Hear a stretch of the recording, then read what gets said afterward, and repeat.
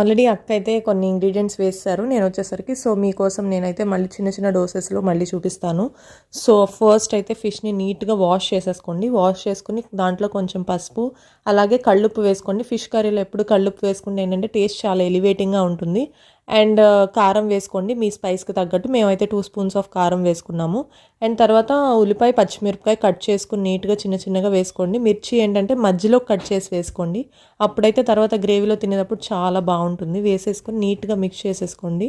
Mix చేసుకున్నాక ఈ టైంలో అల్లం వెల్లుల్లి పేస్ట్ వేసేసుకొని and 4 to 5 table spoons of oil వేసుకోండి. దేనికంటే మనం ముందు ఆయిల్ ఎక్కడ వేయలేదు అండ్ తర్వాత కూడా ఆయిల్ వేయము.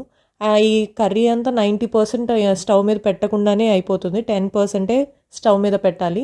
అండ్ ఆయిల్ కూడా వేసేసుకున్నాక బెండకాయ వేసుకోండి. బెండకాయ ఈజ్ ఆప్షనల్ కంప్లీట్లీ.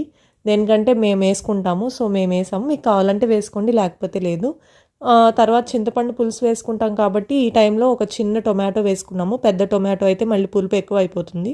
సో చిన్న టొమాటో వేసుకుని నీట్గా బాగా మిక్స్ చేసేసుకోండి. And please do subscribe to my channel subscribe చేసుకోవట్లేదు. వ్యూవర్స్ అయితే చాలా బాగా చూస్తున్నారు కానీ సబ్స్క్రైబ్ చేసుకోవట్లేదు.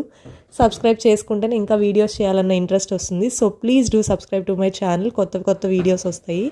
అండ్ చింతపండు పులుసు వేసుకోండి బాగా మిక్స్ చేసినాక. మేమైతే అప్రాక్సిమేట్గా 1 కప్ పోసుకున్నాము. మీ పులుపుకి సరిపడా అడ్జస్ట్ చేసుకుని పోసుకోండి. నీట్గా మొత్తం మిక్స్ చేసేసుకున్నాక ఈ టైంలో స్టవ్ ఆన్ చేసుకోండి. స్టవ్ ఆన్ చేసి పెట్టి కాసేపు మూత పెట్టండి. మగ్గించండి. బాగా మగ్గాలన్నమాట. వాటర్ బాగా రావాలి.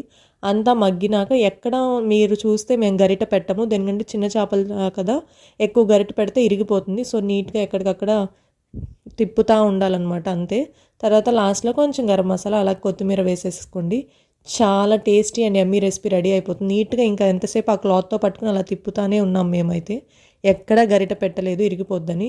సో యమ్మీ యమ్మీ చిన్న చేపల కూర అయితే రెడీ అయిపోయింది. నేనైతే వేడి వేడి అన్నంలో ఫుల్ ఎంజాయ్ చేస్తాను. ముందే చెప్పాను కదా మిర్చి చాలా టేస్టీగా ఉంటుంది ఈ కర్రీలో. అండ్ చిన్న చేపలు చూడండి. అండ్ బెండకాయ అయితే భలే ఉడికింది. నేను అసలు బెండకాయ తిన్నాను ఎక్కువ. సో దీంట్లో అయితే తిన్నాను అనమాట. చాలా చాలా బాగుంది. మీరు కూడా ట్రై చేసి మీ ఇంట్లో వాళ్ళందరికీ పెట్టండి. నాకు ఎలా ఉందో కూడా తర్వాత కామెంట్ చేసేసేయండి. అండ్ మీరు చూస్తే ఫిష్ అయితే నీట్గా ముళ్ళు కూడా తీసేసాను నేను.